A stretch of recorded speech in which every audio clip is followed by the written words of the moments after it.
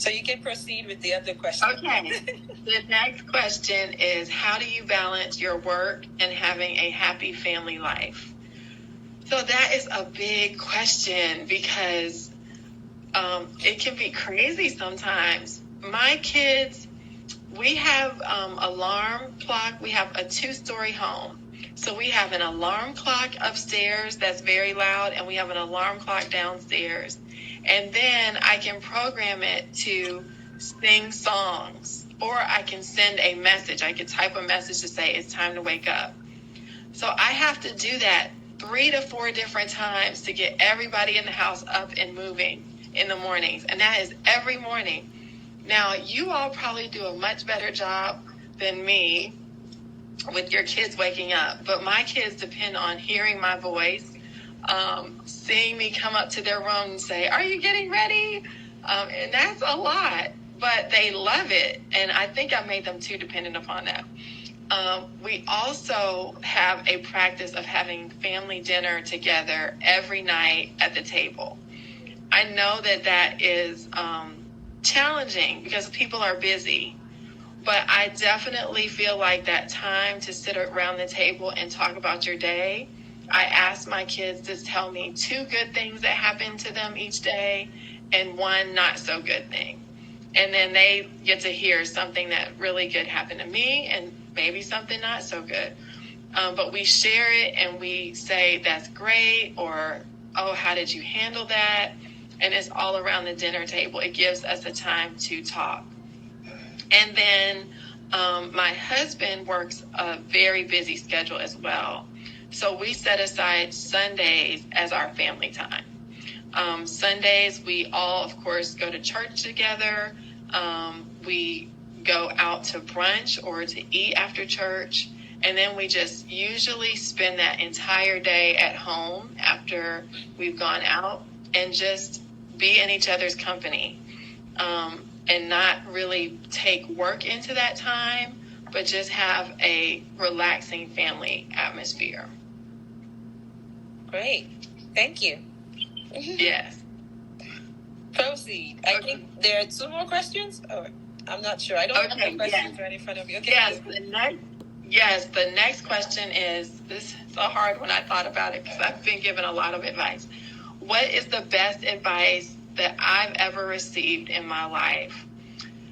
And, mentorship is so important. And I have a great mentor who is very accomplished, and I watch her life. Like Onyenye looks at my life on Facebook and everything. I watch my mentor's life because she has 3 sons. She has a wonderful husband, and she is a very successful vice president in the United States at a prestigious university. And she gave me the best advice. And she said, balance is everything. If you don't have a place where you can go to reconnect and know what your family is worth, know how to interact with each other, you will be lost throughout your career. And she has 3 kids and a wonderful marriage. 34 years she and her husband have been married. And she has also been in higher education. And so thank you, Butterfly, for asking, am I taking Minty? I would love to. And this is the funny thing. I don't even use my mentors to the fullest capacity. I just look at their life as a living example. So I would be happy to correspond with you on Instagram or Facebook. That would be wonderful. But she also told me that when you are in a first generation situation where you have succeeded, sometimes your family depends on you a lot. And she told me, this was her advice, make sure that you train your family to be independent and to really see themselves and see their own strengths. And because, like, if you're a superwoman mom and a superwoman wife, a lot of times children depend on you so much, or your husband depends on you. So you have to put in parameters that help them be self-sufficient. And so one of the things that I did is teach my youngest son how to make eggs. So he knows how to cook an egg.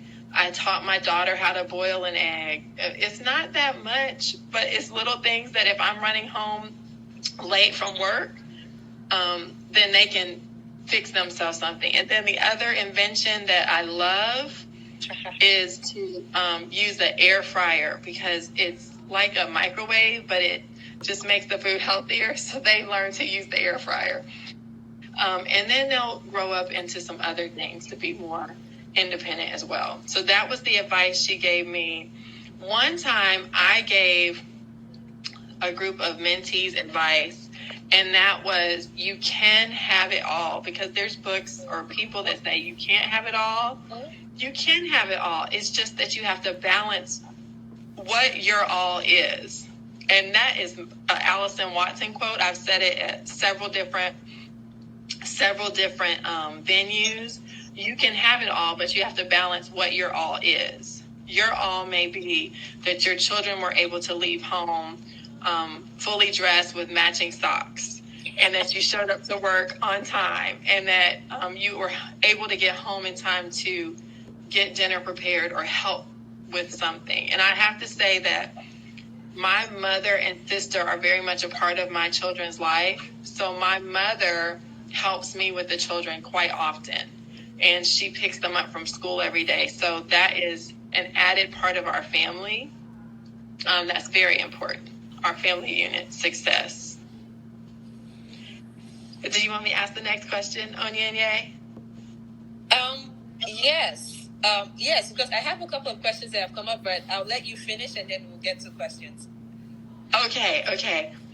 The next question is, what do you think young married women should know about work-life family balance? I would say that you have to understand what your marriage and your family looks like to be successful. So many young women look at television shows or pop culture, and they follow that as the reality, and it's really not the reality. So many of our friends say to my husband and I, you all should have your own reality show, because it is really reality and it's funny. But at the same time, it's our life, so it might not be the same as someone else's. So I completely encourage young women to know what your expectations are in your family life. Ask your future spouse or current spouse, what is their expectation? And then set your family values around that. My husband and I share the same value system, and so we knew that going into our marriage. And we also understood that in our marriage, we had a 3-tier importance level. God was first, family was second, and then work was third.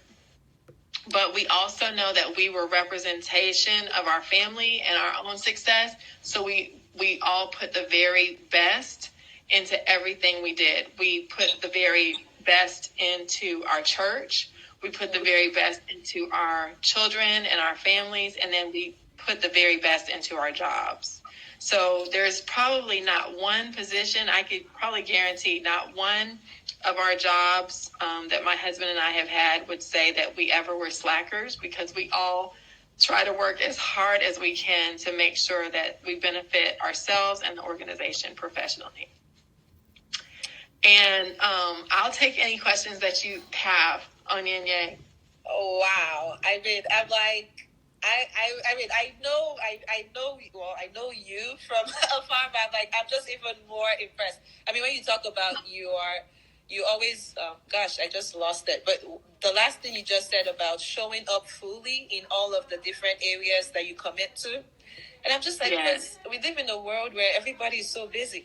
And I like, so a couple of weeks ago, so I told someone, he was like, how are you doing? Or have you been? And I'm like, oh, just been busy. He's like, but I hope you, but he's like, but are you being productive? So, I mean, that's a really good question to ask people that are always like, I'm so busy. But anyway, everybody's so busy. But to hear you say you and your husband, you make sure that you give your all and your best to each of the things. And it's not just family you've committed to. It's not just your careers. You have church life and friends, and you still show up in your full self. I think that is just very commendable and very impressive. So now I will open it up to anyone, everyone who is online, so that you can. I hope everyone can hear. Go ahead and send in your questions. Allyson and I are reading your questions or any comments you have. Allyson, though, I can get us started. This is just exciting for me. You mentioned that your mentor has a wonderful husband. You use the term wonderful. The same way I feel like you have a wonderful husband. Because of the things you both are doing together and the amazing family you have. So I want you to describe what is a wonderful husband for people like me that aspire. Oh, that's such a good question. Oh my gosh. You know, a wonderful husband, it can be explained in so many ways. But I would say the unifying piece that I could see in her husband that I saw in mine is the support. You know, let me just say this. Who you marry has to know who they're marrying. And that is a huge thing. Who you marry, they need to know who they are marrying, and you need to know who you're marrying. So my husband knew from, I would say, probably the first introduction that I was an overachiever, go-getter, extremely driven. And I asked him, what do you eventually want to be when you get older? And he said, I don't know. And I'll be honest with you. When I met my husband, he was a clerk in the post office. And a clerk is probably one of the lowest positions that you could get in the post office. And so I said, oh, you have so much in you. Do you want to be more than a clerk? And he said, and not that there was anything wrong with a clerk. I just asked. We were friends. And he said, well, it's so much responsibility. And I said, it takes great leaders to take on responsibility. And I just encouraged him. The next year, he became an acting supervisor. So he went from the lowest level that he could be in to then he became an acting supervisor. And I said, that is so great. I'm so excited. And I think at that point we had been married about 2 years. And I said, the acting supervisor is outstanding. I said, what is the next level that you could go to? And he said, oh, Allie, the next level is a manager, and that's just so much responsibility. And I said, leaders take on responsibility and they can manage it well.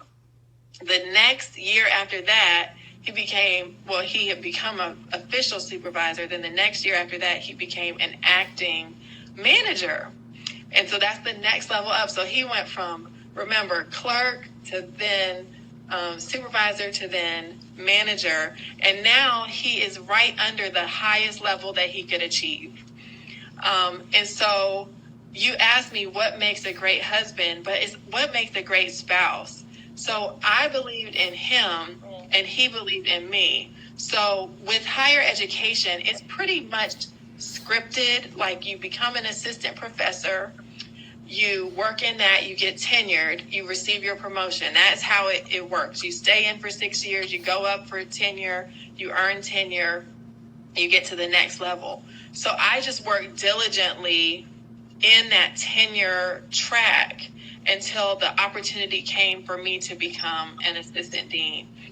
My husband, what makes my mentor's husband great is he encouraged and appreciated my mentor. He was so encouraging. He was a good role model for their children. If there was an event, he showed up to support her at the event, and she did for him, vice versa. What makes my husband wonderful is the same thing. He's very encouraging. He knows if it's been a long day to help me. He encourages the children. And so that's how our relationship works. So wonderful is supportive, encouraging, not jealous, very caring and committed, and seeing the best in each other. That is what makes a great spouse. I love it. Okay.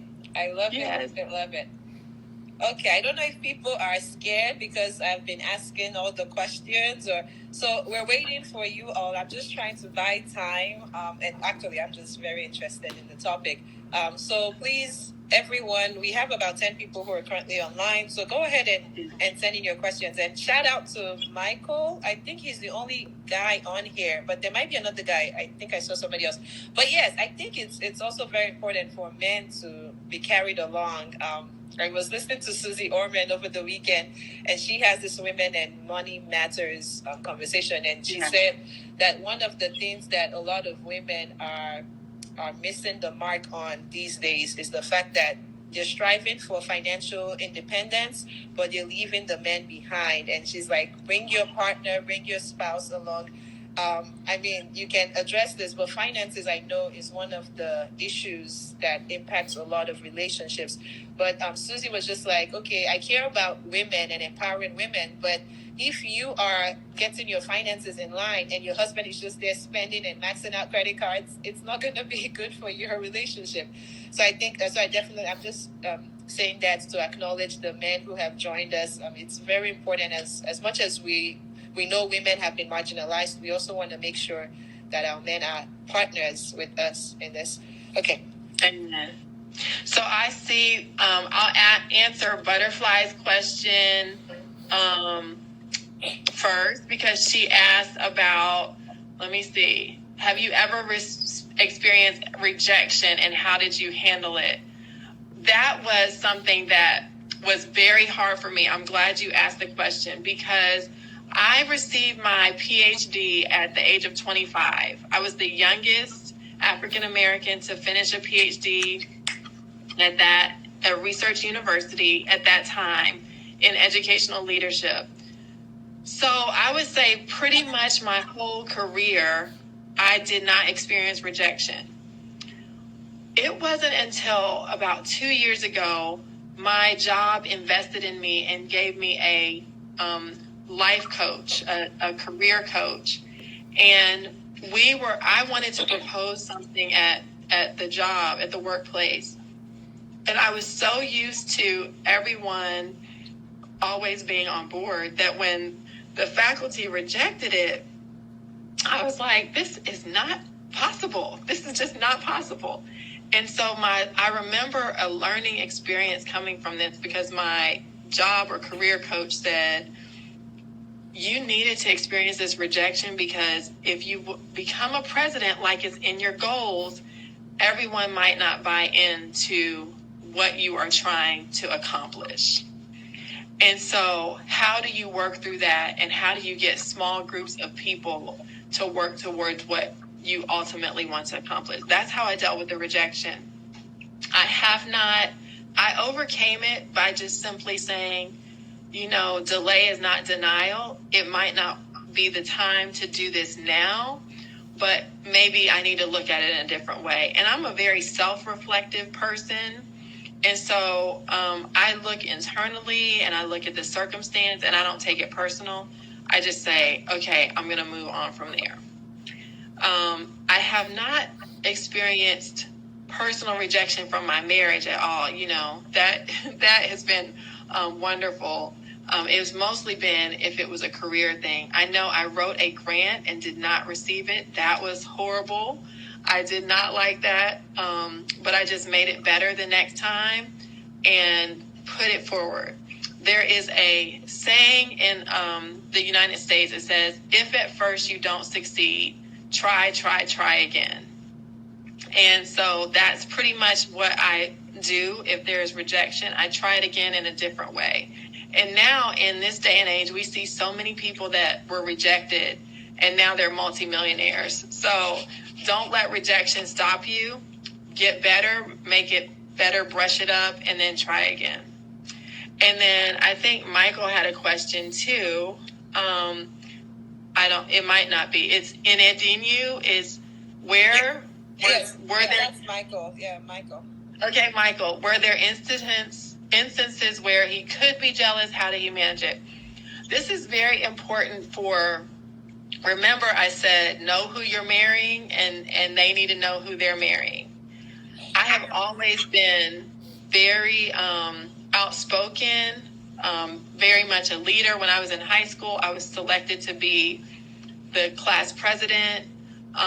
So I've had opportunities to be a leader my entire life. And my husband knew that was who I was when we got married. So there might be times when I'm in a boardroom that is filled with gentlemen, and I'm the only female. Is that a time to get jealous? Maybe, but if you know who you are and you know where you stand and you have that area of trust in your relationship, then there's not room for jealousy. The other area that could happen is eventually your spouse, either of the two spouses, may make more money financially than the other. If you're not secure in who you are, that could bother you. That could be a situation where jealousy would enter. But if you hold true to, I'm going to encourage you, I'm going to believe in you, then you want that good thing to happen, which is higher salaries and raises and things like that. So there's opportunities every day for jealousy to occur or exist. But you have to have a strong, unified relationship going in, because you know who you married and they know who they married. Great. Let's see. Are there any other questions? Did I miss any questions? I don't think so. I think the other one is Michael was just saying that you should stress more on a few things that your husband did that translated into his commitment and support and encouragement. Yeah, if you could speak a bit more on that. So, yes. So, my mom picks up the children for us after school, and my mom was sick with the flu, and my husband has to work and I have to work. So we had to decide. I couldn't always take off to go get my children from school. So I had to ask my husband, can you pick up the children on these days and I do it on these days while my mom is sick? And he said, sure. And that is a support. And if he would have asked me why, it's because I had a meeting at work that I could not miss. And so that's a support. The other is sometimes I have to work late evenings, where I might come to work at 8 in the morning and I have an evening event that goes until 7:30 or 8 or 9, board meeting or whatever. He also is very supportive with that, in the same way that I'm supportive of him when he has meetings. So this weekend we were invited to, as you know, we celebrated the Super Bowl. We were invited to a Super Bowl party, but I was out of town for work. So I had signed up to bring chicken, chips and dip, and dessert. Well, I was out of town and I could not get home fast enough. So I had to call him and say, do you mind arranging the chicken on a platter, arranging the dessert on a platter, and then taking the chips and dip? And he did, and it looked very impressive. And so when I showed up for the party, it was like as if I had done it myself. Nice. That's awesome. So I asked the question, does your husband mentor young men? Because I think Michael will agree that young men could use some real role models to teach them how to even spread out the chicken on the platter. But yes. You know what? My husband was one of 7 children, is one of 7 children, and he comes from a big family, and his mom had them doing that kind of thing growing up. So, but we have 2 young boys.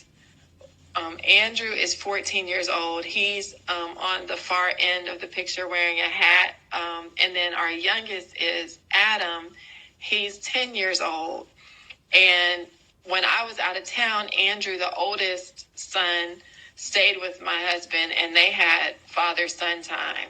So I'm sure that my husband would like to mentor young men. Unfortunately, his schedule is so busy.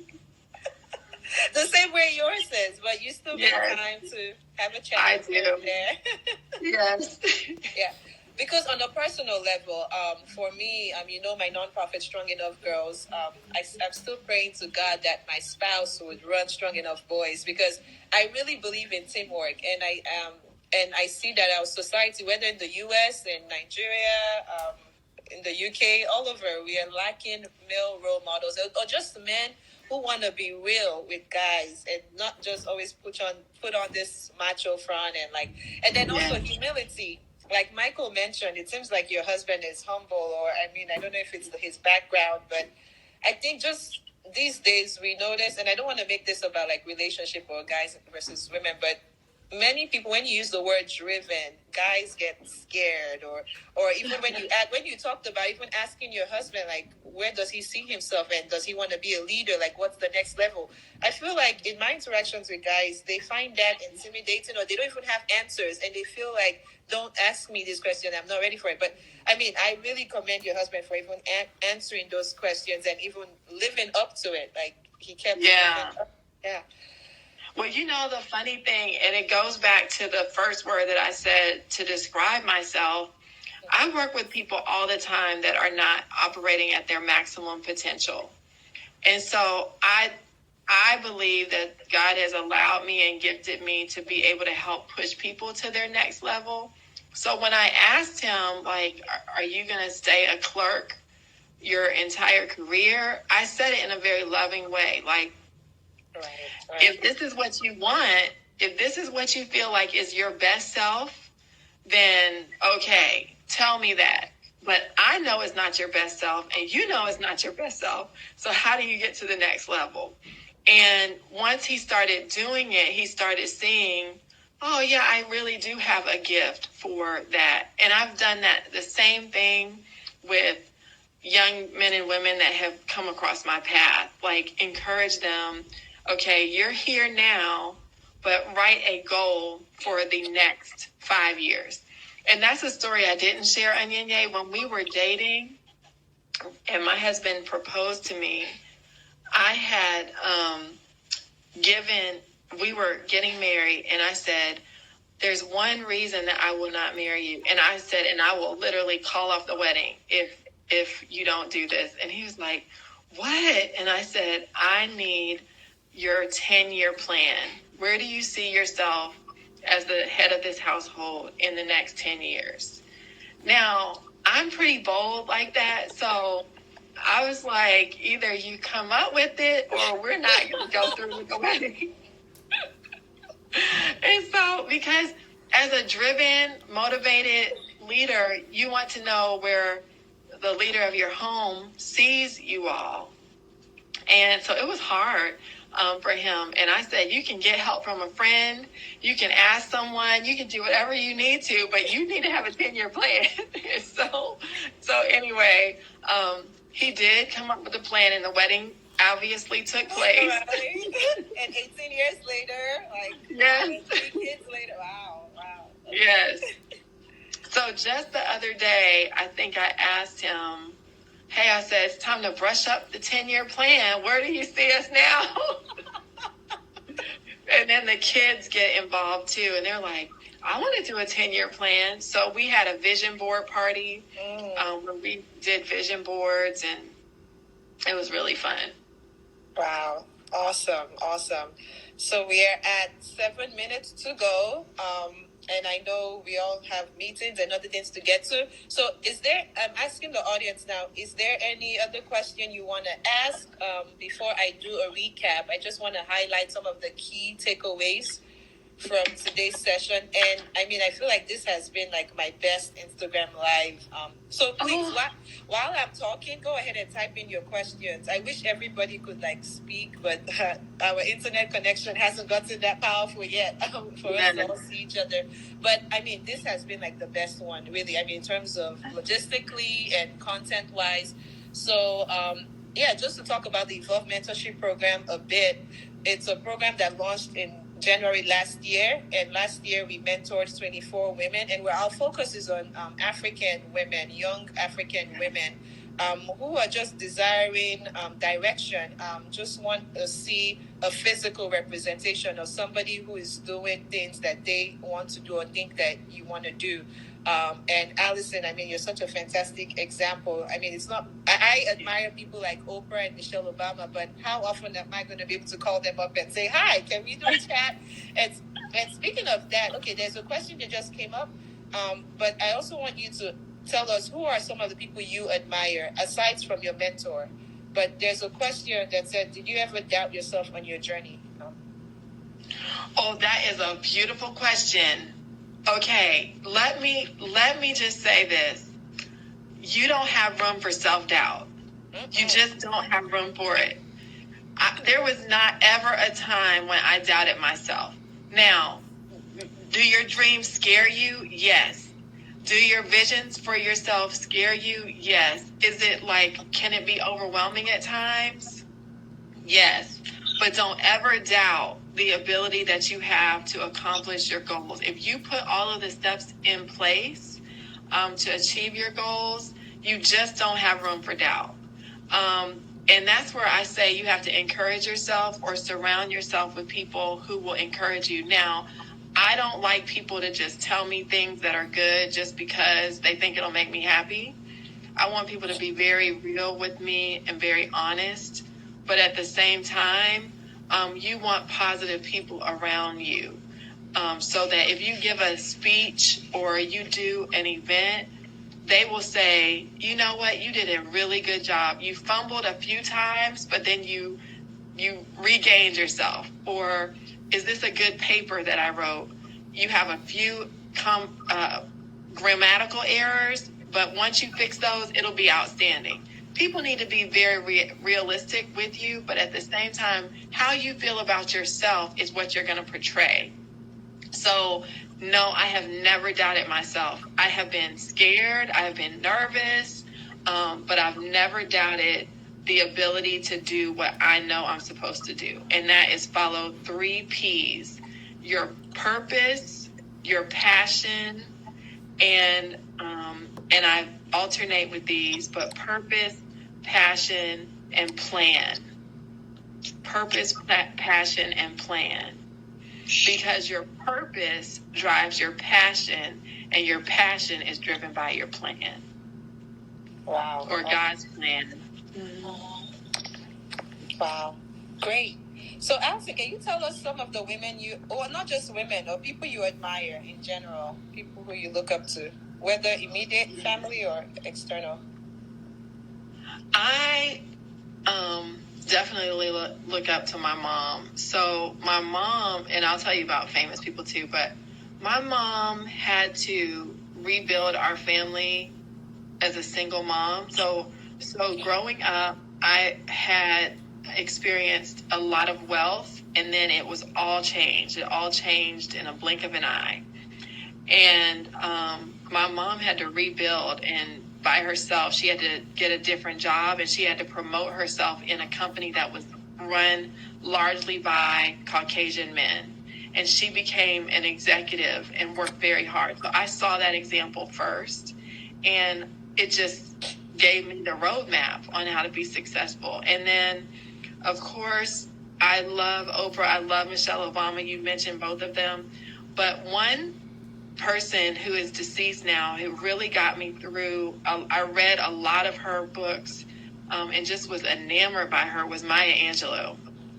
I loved Maya Angelou. And then the second person, she was my more current motivation. Like, I read her in middle school and high school.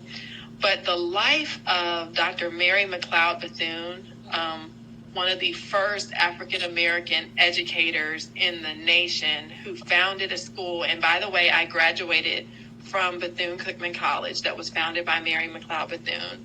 She founded that college with 5 little girls, and she had the belief that if you educate people of African Americans, if you educate Black society, they will in turn change the world. And so the motto of Bethune-Cookman is enter to learn, depart to serve. And that is my life's motto.